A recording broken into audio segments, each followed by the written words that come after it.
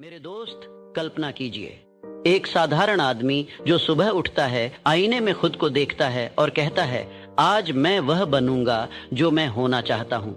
वह बाहर निकलता है और अचानक सड़कें चौड़ी हो जाती हैं, लोग मुस्कुराते हुए नमस्कार करते हैं, अवसर जैसे चुंबकीय पत्थर की तरह उसके पास खींचे चले आते हैं। क्या ये जादू है? नहीं, ये सत्य है। ये वह सिद्धांत है जिसने लाखों जीवन बदल दिए हैं। मैं हूं नेपोलियन हिल और आज मैं आपको बता रहा हूं, जब आप खुद पर ध्यान केंद्रित करते हैं तो दुनिया आपके चारों ओर बदल जाती है। यह कोई किताबी ज्ञान नहीं है मेरे दोस्त, यह मेरी आंखों से देखा हुआ सत्य है। मैंने एंड्रयू कार्नेगी से बातें की जो स्टील का साम्राज्य खड़ा कर चुके थे।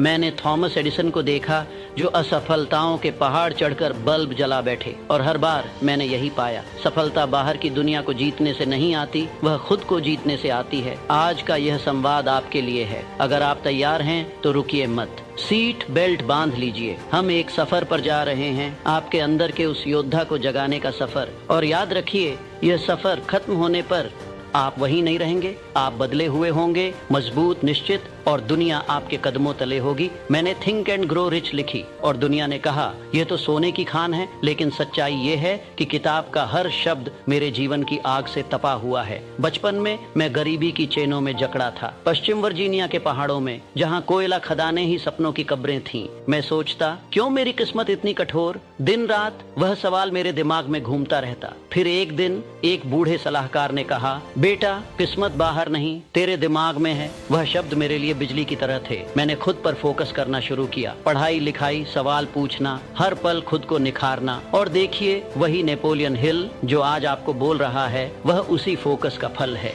यह फोकस ने मुझे कार्नेगी जैसे दिग्गजों तक पहुंचाया और अब मैं इसे आपको सौंप रहा हूं। अब सुनिए मेरे दोस्त, यह सिद्धांत विज्ञान पर टिका है। आपका दिमाग यह एक रेडियो स्टेशन है। हर विचार एक तरंग है जो बाहर की दुनिया में फैलती है। जब आप दुनिया पर फोकस करते हैं, राजनीति की चालाकियां, पड़ोसी की जलन, बॉस की डांट या समाचारों की नकारात्मकता, तो आपका स्टेशन नकारात्मक चैनलों पर ट्यून हो जाता है।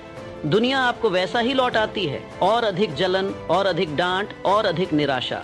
ये एक चक्र है जो आपको नीचे खींचता जाता है।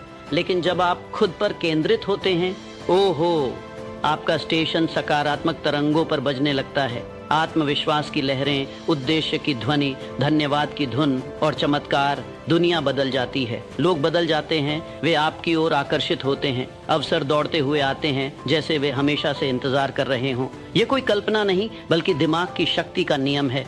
मैं आपको एक कहानी सुनाता हूँ जो मेरी जिंदगी का हिस्सा है। 1920 का समय, मैं न्यूयॉर्क गया कार्नेगी से मिलने। वह अरबपति थे, लेकिन कमरे में घुसते ही बोले, हिल, बैठो, बताओ तुम्हारा सपना क्या है। मैं हक्का बक्का रह गया। कोई अमीर आदमी मेरा सपना पूछे, मैंने हिचकिचाते हुए बताया। लेकिन कार्नेगी ने कहा, मैं दुनिया पर फोकस नहीं करता, मैं खुद पर करता हूँ।